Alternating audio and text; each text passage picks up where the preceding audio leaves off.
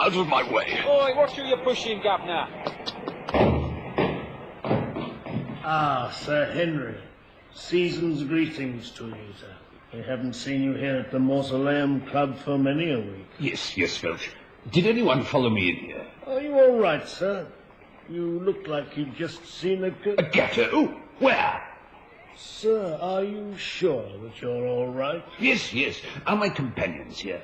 I think you'll find them in the smoking room, sir, sitting in those deep leather armchairs and looking at the gravel prices. Good. Thank you, Felch. Oh, can I take your hat and coat, Sir Henry? Yes, here you are. And your scarf? Yes. And your watch, sir? Here you are, Felch. Look, I'm in rather a hurry. Go right through, sir. I see pebbles have gone up. Welburn, old man. Merry Christmas. Draw up a deep leather armchair. Thank you. My friends, I need your help. What is it, old man? It's this armchair. It'll take 5 of us to move it.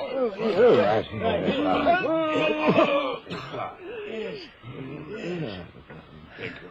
Do you think the bubbles burst on loose chippings, Welburn? Look here, I haven't the time. I bought you your usual selection of cakes, Sir Henry. I know how much you like them. Felch, show me that cake stand. Eh? Oh, for a moment I thought it was... No, I have some time yet. Well, what's the matter, old boy? It may surprise you to learn that I haven't tasted the fruit of the pastry cook's oven for the last 3 weeks. But, Welburn, you're always a regular cake demon. Ha! How ironic. Perhaps I'd better tell you my story. Oh, good. Is it about pebbles? The Demon Cake Stand of Beastly Chase. A tale from the Mausoleum Club by M.R.James, Hendrie and Edgar Ian Brown. With Stephen Fry, Ballard Berkeley, Royce Mills, Sheila Steafel, Michael Ripper, and Nick Revel. My story begins 30 years ago, almost to this very day, in the winter of 1872. It was Christmas, with all that the Yuletide season brings to the London streets. Hot chestnuts crackled over braziers, geese and turkeys jostled together on the poulterers' racks. Swimwear was being sold at half price. It was then that I was irresistibly drawn to a display of woodcuts in the window of an antiquarian art dealer. I should explain that I was at the time a young student with an almost unhealthy interest in what our French neighbours are pleased to call les fruits de la pâtisserie. That gravel. Well, no, cakes. So it was not then immediately apparent why an ancient woodcut should have held such a fascination for me. But you may be assured, gentlemen, that that same evening I was in my lodgings, feverishly tearing the wrapping off my queer purchase. Oh, looks and mercy, Mr. Welborn, it's right. Parky out, no mistake. Mrs. Jays, I thought I left instructions that I was not to be disturbed. Oh, no, but I brought you some of my freshly baked fondant fancies. Very good. Oh, delicious. Oh, what's that you got there? It's a woblon. Beg pardon? A woodcut of Sir Robert de Beastly receiving King Henry VI at Beastly Chase. Oh, it's a bit mucky, isn't it? Yes, Mrs. Jays. These stains, could they be blood? Nah, looks more like jam to me. Jam? Oh, good heavens, you're right. It was a jam like no other I had tasted before. It was as if all the strawberries in paradise had been plucked by the angels, boiled up and left to set for 24 hours, then put into those little jars with a greaseproof. Oh, look, sir. The picture's becoming clearer. What's that in the background? Where? Just move your tongue a bit. Mm. There, it's a cake stand. A cake stand? Mrs. Jays was right. It was indeed a medieval cake stand. And maddened by the addictive quality of the jam, all desire for Mrs. Jays' earthly confections left me. I made arrangements to visit Beastly Chase that very week. I was conveyed by train and by the insane hope that I might trace the source of this otherworldly preserve, which I surmised was connected with the mysterious artifact depicted in my woodcut. Beastly Station, all change. I approached the station cab with a merry heart. but would that I had shared the coachman's foreboding. Beastly chase, driver, with all speed. Oh, I don't want to go there, sir. But turn back, sir. I ain't going anywhere near Beastly Chase, sir. Oh, why not? Because I'm on my way home, sir. There was nothing for it but to press into employment those two pedal extremities of my nether limbs, or, as our Roman forebears put it, to ambulare. Beastly Chase was in sight, and I decided to leave the gravel path and cut across the graveyard of Beastly Priory. How much did the gravel cost, Welburn? However, I had not gone more than a few paces before I was stopped dead in my tracks.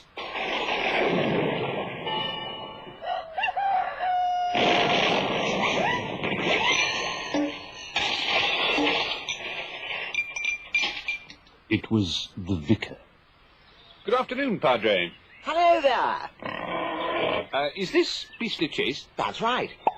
Oh, yeah. Well, here's Lord Beastly now. Cheerio. Mr. Wellborn? Yes. Lord Beastly. I see you met the Reverend Paget. Yes, Quirko. Outstanding medico. Did you do the charge of the Light Brigade? No. You see, he maintains that religion isn't just stuffy prayers and catechism. God likes a bit of fun, too. Yes. Now, about the cake stand. Yes, the cake stand. Have you got the woodcut? Yes, in this packet. Good man. Welch here will show you to your room. Can I take your coat, son? Yes. Your cigarette case? Here you are. Your cufflinks? After I had made my ablutions, I received instructions from Lord Beastly to bring in the woodcut in half an hour, in the library. Next. These are overdue. That'll be 3 halfpence, please. I found him perusing an ancient tome which he seemed anxious to conceal from my gaze. It was a history of the Beastly family, wherein I read of Sir Robert de Beastly, who had all the attributes of a goodly knight, stout in arms, learned in the arts, and able to prepare a lemon syllabub in less time than it took to recapture Calais. It was rumoured, however, that his culinary skill resulted from an unholy compact with the demon whose name was Felkoff. The story went that he kept his confections fresh using a satanic cake stand, and by this method imparted a blissful and supernatural flavour to all his cakes. It brought him great riches, until one Yuletide Sir Robert disappeared, and with him the cake stand. It was clear to me then that whoever discovered this artifact would be the master of untold wealth. As I closed the book, I lifted my gaze and saw Lord Beastly give the woodcut more than a casual degree of attention. He was licking it. That's... Lord Beastly, what's the matter?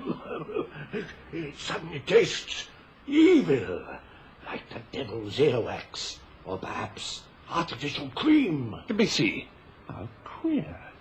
It was apparent that his lordship's salivatory linguations had uncovered more of the depiction than was visible heretofore, and I suddenly noticed a new feature of which Lord Beastly was evidently not aware.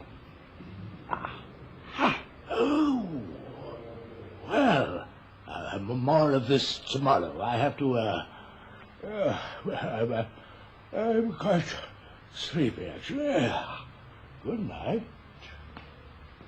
How fortunate, I thought then, that his lordship had decided to retire at 4 o'clock in the afternoon, for, in the picture, I had descried a window giving onto a graveyard, and, following the line of the cake stand vertically upward, I found it intersected with a particularly distinctive tombstone, shaped like a meringue surmounted by a single cherry.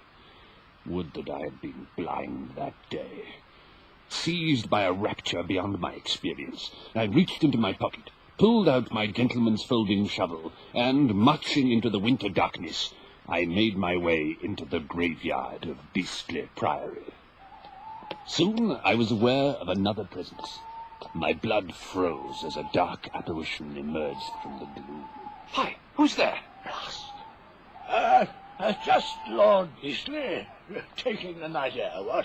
With a pickaxe? Yes, with a pickaxe. The fog's very thick. Indeed, though I prefer to use a shovel myself. So I see. Look, Wellborn, there's enough digging for both of us. What say you, we split the fortune 2 ways? Or perhaps 3, gentlemen? Vicar! Correct. Curse you, Vicar.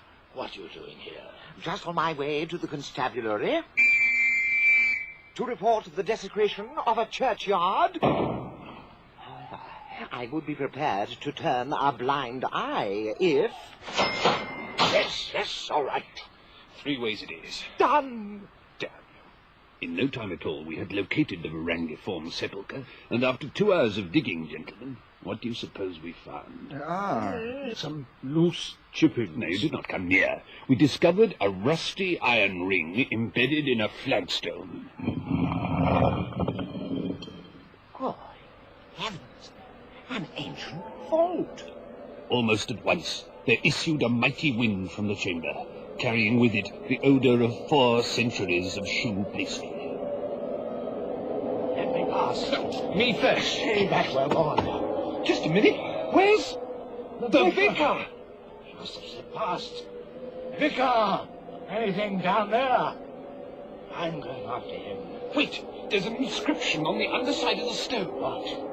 Cave Felcothem, Custodem Custadi, beware Felcoth, the guardian of the custard. It's some sort of warning. Vicar!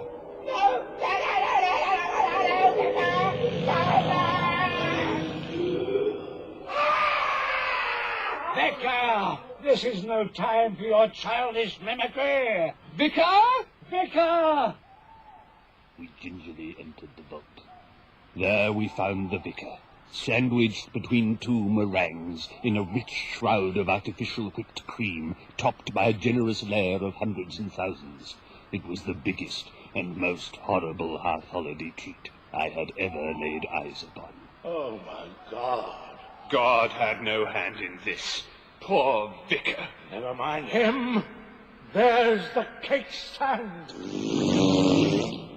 Replete with my ancestors' sweetmeats, fresh as the day they were baked.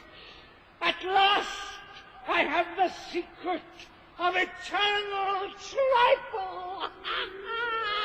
Leave it, you fool! Can you not hear? Can you not see? It's Felcoth! He's coming for us! Run!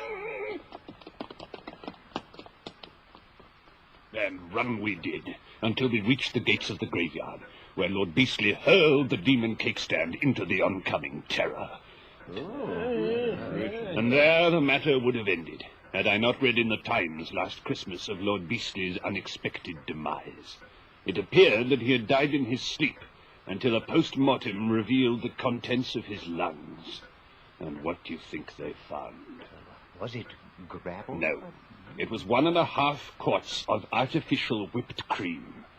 So, it seemed that after 30 years the terror was still with us. And as summer turned to autumn and autumn turned to winter, my apprehension increased with the approach of the festive tide and its inevitable cakes. Some more cakes, gentlemen. Wait! Felch! What happened to the other cake stand? Haven't you guessed, sir? Of course! Felch! Felcoth! You're... Yes. Where's he off to? I shall go and see, sir.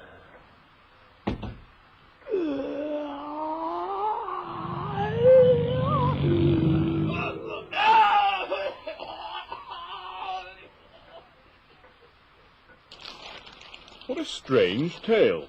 Strange? Yes. Why is it that the coachman was at the station if he was on his way home? Oh, never mind. We'll ask Wellborn when he comes back. Yes. I see Slate's taken a tumble. Yes. The shingle's not too healthy either. My friends, I need your help. What is it, old man? It's this armchair. It'll take 5 of us to move it.